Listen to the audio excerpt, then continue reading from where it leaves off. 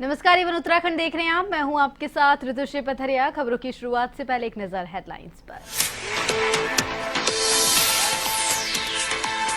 मुख्यमंत्री आवास में होली मिलन समारोह का आयोजन। सीएम धामी ने खेली होली, उड़ा गुलाल, ढोल बजाकर खूब झूमे थे।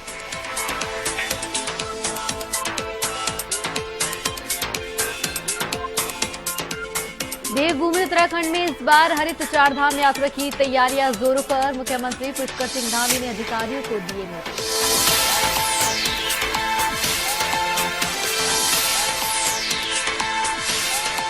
उत्तराखंड में सच साबित हुई मौसम विभाग की भविष्यवाणी। एक बार फिर बदलाव मौसम का मिजाज। राजधानी देहरादून सहित आसपास के क्षेत्रों में हल्की बारिश का दौर जारी।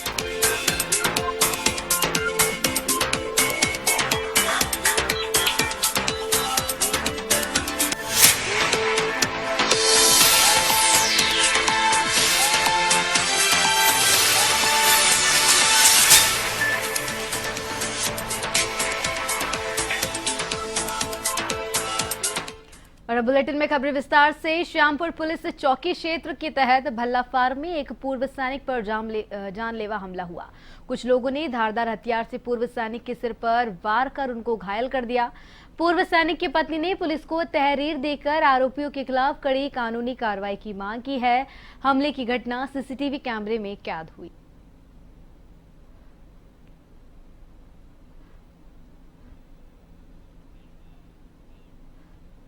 उत्तराखंड में यूसीसी लागू होने के बाद से देहरादून नगर निगम क्षेत्र के तहत लिव इन रिलेशनशिप के पंजीकरण की शुरुआत हो चुकी है।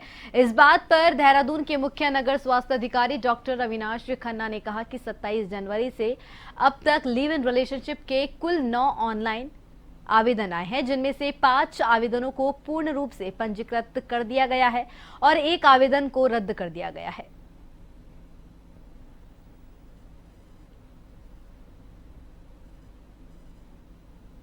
27 जनवरी के बाद से आतिथ्य तक कुल 9 हमारे पास एप्लीकेशंस प्राप्त हुई हैं ऑनलाइन लिव इन रिलेशनशिप से रिलेटेड, जिसमें से 5 जो है जांच उपरांत जो है उनको अप्रूव कर दिया गया है, 1 को रिजेक्ट किया गया है और बाकी जो 3 हैं वो अभी जो है प्रक्रिया उनकी अभी क्लैरिफिकेशन में है। क्लैरिफिकेशन जैसे ही प्राप्त होते हैं उसके बाद गुण दोष के आधार पे उनका जो है निस्तारण किया जाएगा।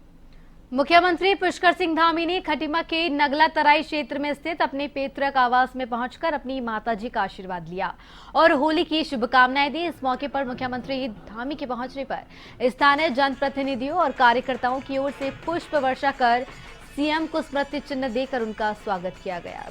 मुख्यमंत्री पुष्कर सिंह धामी ने भी होली के मौके पर उपस्थित सभी स्थानीय लोगों को होली की शुभकामनाएं दी और उनके साथ होली खेली।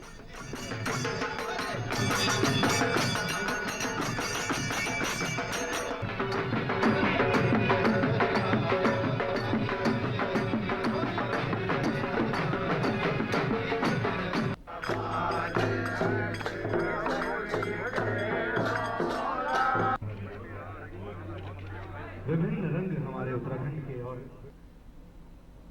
भी लोगों से मिलने का त्यौहार है और आपस में प्रेम स्नेह भाईचारा हमारी संस्कृति आगे बढ़ती है और हमारे संबंध और प्रगाढ़ होते हैं, मजबूत होते हैं, रिश्ते मजबूत होते हैं। होली एक ऐसा त्यौहार है जो सामाजिक समरसता का बहुत बड़ा प्रतीक है। होली के साथ साथ आज हमारा लोक पर्व फूलदेई भी है, तो मैं होली की भी शुभकामना देता हूँ, बधाई देता हूँ।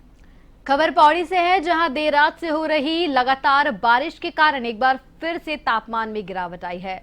मौसम विभाग की ओर से जारी चेतावनी पर जिलाधिकारी ने भी आईआरएस प्रणाली से संबंधित सभी अधिकारियों को अलर्ट मोड पर सतर्क रहने के निर्देश दिए हैं। उन्होंने जनपद में बारिश के कारण बंद होने वाली सड़कों को भी संबंधित विभागों को जिला आपदा प्रचलन केंद्र के समन्वय स्थापित कर तुरंत खोलने के साथ ही किसी भी आपदा की स्थिति से निपटने के निर्देश दिए हैं।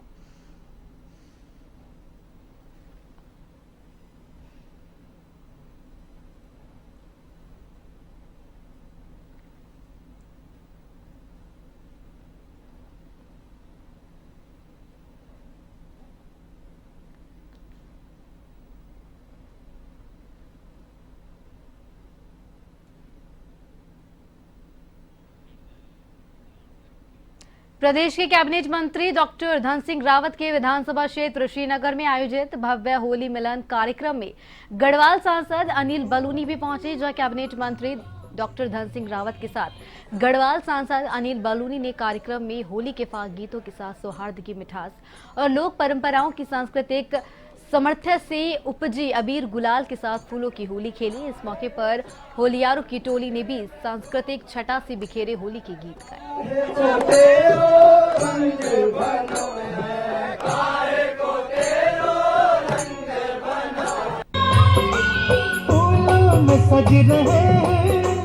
मेरे वृंदावन बिहारी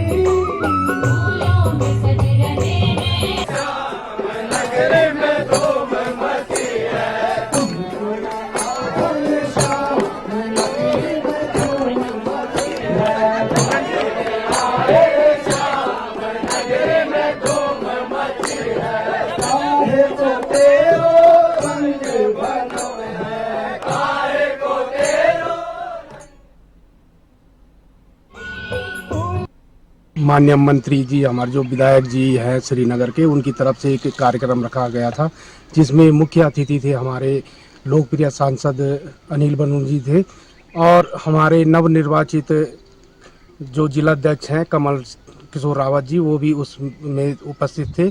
तो वहाँ बहुत ही जो पुरानी होली होती थी वो खेली गई, फूलों की होली, और राधा कृष्ण राधा की के साथ जो होली सभी लोगों ने होली खेली है। आज ये जो फूलों की होली है, ये हमारी जो पुरानी परंपराएं हैं, पौराणिक परंपराओं की तरफ उत्तराखंड की जो यूथ है वो जा रहा है। किस प्रकार से जो यूथ है, जो राठ क्षेत्र से टीम आई हुई थी, वहाँ पर भी एक टीम पहुँची हुई थी और एक टीम माननीय मुख्यमंत्री जी ने जो यहाँ से पैठानी की टीम को देहरादून बुला करके मुख्यमंत्री आवास पे आज उनको विशेष आमंत्रित किया। उसके लिए भी उस टीम को भी और माननीय मुख्यमंत्री जी को भी हार्दिक बधाइयाँ। होली के पावन पर्व पर आपसी भाईचारा और सौहार्द बनाए रखने के लिए मुख्यालय पौड़ी पर मुस्लिम समाज के लोगों ने लोअर बाजार स्थित जामा मस्जिद में लगभग 1:30 बजे से 2 बजे तक नमाज अदा की। वहीं शहर की मॉल रोड स्थित मदीना मस्जिद में लगभग 2 बजे से लेकर 2:30 बजे तक नमाज अदा की गई, जहां जामा मस्जिद में मौलाना मुफ्ती मोहम्मद तारिक की ओर से लगभग 700 से अधिक नमाजियों को रमजान की नमाज अदा करवाई गई। तो वहीं मदीना मस्जिद में कारी जुल्फिकार अली की ओर से 350 से अधिक नमाजियों को नमाज अदा करवाई गई।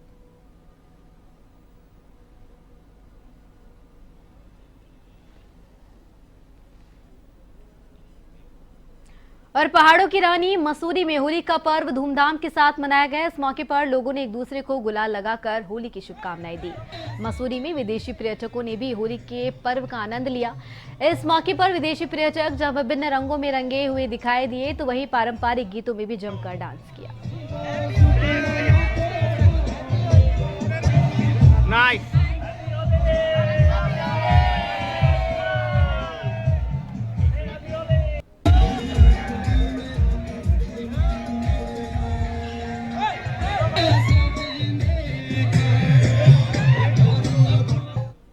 ग्रीन गेम्स की थीम पर राष्ट्रीय खेलों का सफल आयोजन करने के बाद सरकार अब चारधाम यात्रा के लिए किसी भी तरह के लिए कदम उठाने जा रही है। हरित चारधाम यात्रा के दृष्टिगत सिंगल यूज प्लास्टिक के निस्तारण को प्रभावित कदम उठाए जाएंगे। तो यात्रा मार्गों और पड़ावों पर स्वच्छता पर विशेष जोर देने के साथ ही शौचालयों की पुख्ता व्यवस्था की जाएगी। मुख्यमंत्री धामी ने कहा कि ग्रीन गेम्स के बाद अब ग्रीन चारधाम यात्रा संचालित करने का आह्वान किया जाएगा।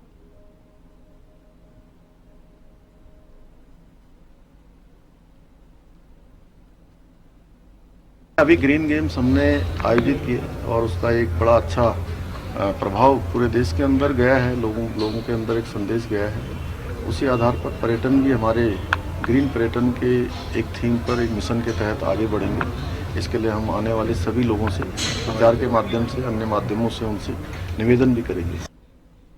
चिकित्सा शिक्षा के निदेशक डॉक्टर आशुतोष सयाना ने कहा कि उत्तराखंड सरकार के पास पर्याप्त संख्या में एमबीबीएस चिकित्सक उपलब्ध है। ऐसे में अब सरकार विशेषज्ञ चिकित्सकों की संख्या बढ़ाने की तैयारी कर रही है। इसके लिए राज्य सरकार राजकीय मेडिकल कॉलेजों में विशेषज्ञ चिकित्सकों को तैयार करने के लिए पाठ्यक्रम की संख्या बढ़ा रही है।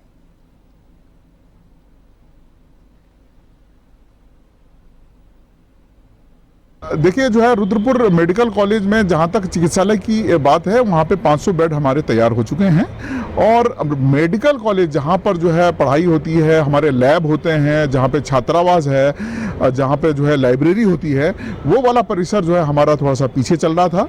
लगभग 40% जो है करीब करीब जो है निर्माण कार्य पूरा हो चुका है। मुझे लगता है 2025 में हम जो है आवेदन कर लेंगे। वर्ष 2025 तक उत्तराखंड को टीबी मुक्त करने के लिए एनएचएम यानी राष्ट्रीय स्वास्थ्य मिशन ने जनवरी माह से 100 दिवसीय टीबी अभियान चला रखा है, जो मार्च महीने के मध्य में संपन्न होगा। वहीं इस बात पर एनएचएम की मिशन निदेशक स्वाति सिंह भदौरिया ने कहा कि इन 100 दिनों के अभियान में स्क्रीनिंग और टेस्टिंग के माध्यम से डायबिटिक, हाइपरटेंशन और टीबी के मरीजों के करीब रहने वाले लोगों की भी जांच कर टीबी के मरीजों की पहचान हो रही है। टीबी मुक्त करने की दिशा में सबसे इम्पोर्टेंट कदम है कि हम टीबी पेशेंट्स को आइडेंटिफाई करें, जिससे कि वो और ज़्यादा आगे क्योंकि ये कंटेजियस डिजीज है इसलिए इसको और आगे ना फैला सकें। तो उसी दिशा में ये 100 डे टीबी कैंपेन में काम किया जा रहा है। और तो इसमें सबसे इम्पोर्टेंट एस्पेक्ट है हमारी स्क्रीनिंग और टेस्टिंग। तो स्क्रीनिंग भी लगातार की जा रही है। जो हमारी वल्नरेबल पॉपुलेशन है, जो डायबिटिक्स है, हाइपरटेंशन वाले लोग हैं, या जो अल्कोहलिक्स हैं, या जो टीबी पेशेंट्स के कॉन्टैक्ट हैं, इस तरीके के लोगों की स्क्रीनिंग की जा रही है। साथ में एक्सरे मशीन्स से उनकी टेस्टिंग भी की जा रही है, जो मोबाइल हैंडहेल्ड एक्सरे मशीन्स हैं, जिससे कि हमें एक प्रिलिमिनरी टेस्ट हो सके कि उनमें टीबी के लक्षण हैं या नहीं।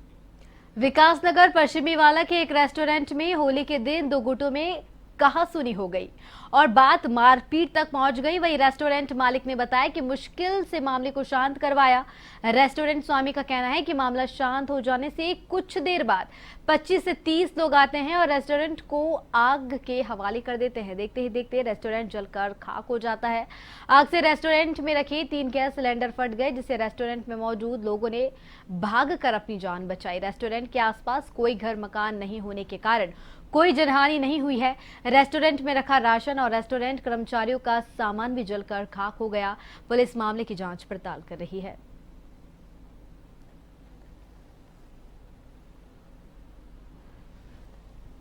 दोपहर में 2 अलग अलग गुटों के लोग बैठे हुए थे, अपनी पार्टी कर रहे थे। उसके बाद उनके बीच में किसी वजह को लेकर कहासुनी हुई और झगड़ा हुआ। वो झगड़ा सुलझा ही था, तभी मैंने यहाँ थाने में, बुलाकी वाला थाने में 100 नंबर पे भी कॉल किया था। वो आए वहाँ पे, तब तक वहाँ से सारे लोग जा चुके थे। रेस्टोरेंट को बंद करवा दिया था। उसके बाद वो 20-30 लड़के जो भी थे वो रेस्टोरेंट में आए, वहाँ तोड़फोड़ की। जो कर्मचारी थे मेरे काम करने वाले, उनके साथ भी हाथापाई की। सामान उनके सामने ही तोड़ा गया। उसके बाद ठाकर रेस्टोरेंट में आग लगा दी, जिससे मेरे पूरी की पूरी जो संपत्ति थी वो सब जलते।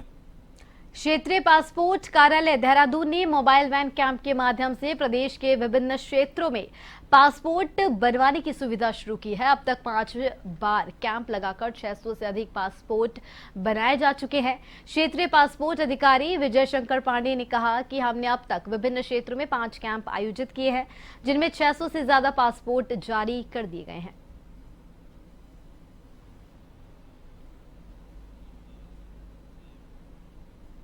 पौड़ी जिले में बीती रोज लैंसडाउन विधानसभा क्षेत्र के रखड़ी खाल थाना क्षेत्र के तहत एक सड़क दुर्घटना में एक व्यक्ति की मौत हो गई, जबकि दूसरे व्यक्ति को पुलिस टीम की ओर से स्थानीय लोगों की मदद से राजकीय चिकित्सालय देखने खाल उपचार के लिए भेजा गया। सूचना के बाद पहुंची पुलिस ने स्थानीय लोगों की मदद से रेस्क्यू ऑपरेशन चलाया। कड़ी मशक्कत के बाद स्ट्रक्चर के सहारे घायल व्यक्ति को खाई से निकालकर राजकीय चिकित्सालय रखड़ी खाल पहुंचाया गया, जहां प्राथमिक उपचार के बाद घायल को बेस अस्पताल कोटद्वार के लिए रेफर कर दिया गया। मृतक की पहचान 60 वर्षीय मन्यार सिंह और घायल व्यक्ति 36 वर्षीय अमित रावत ग्राम गुनेरी के रूप में हुई है।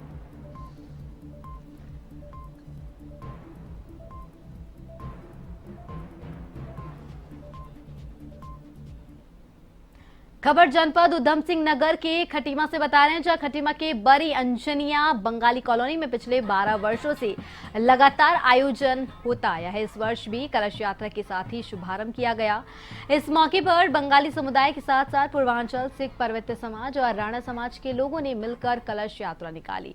इसमें हर वर्ग के लोग यहां आकर पूजा अर्चना करते हैं और अपनी मनोकामना पूर्ण करते हैं। अखंड महासंकीर्तन के दौरान भंडारे का भी आयोजन किया गया। इस मौके पर कमेटी के सदस्य रमेश विश्वास, नदिया मित्र, वासुदेव समेत सभी ग्रामीणों का विशेष सहयोग मिला। प्रोग्राम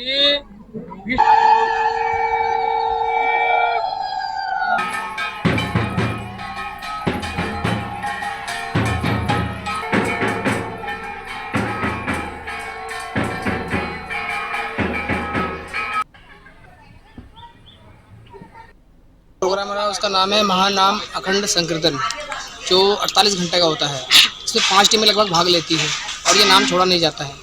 और यहाँ पर पिछले 12 वर्षों से यहाँ पे ये हो रहा है। इसमें भंडारे का भी आयोजन होता है।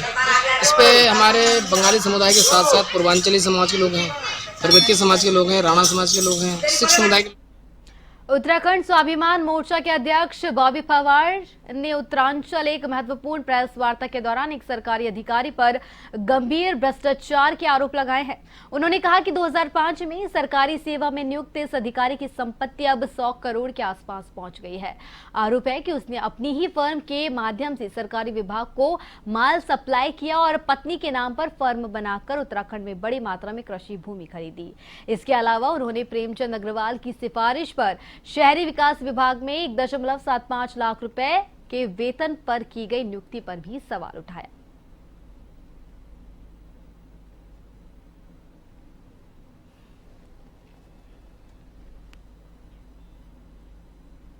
तो खबरों में फिलहाल के लिए इतना ही। मुझे दीजिए इजाजत। नमस्कार।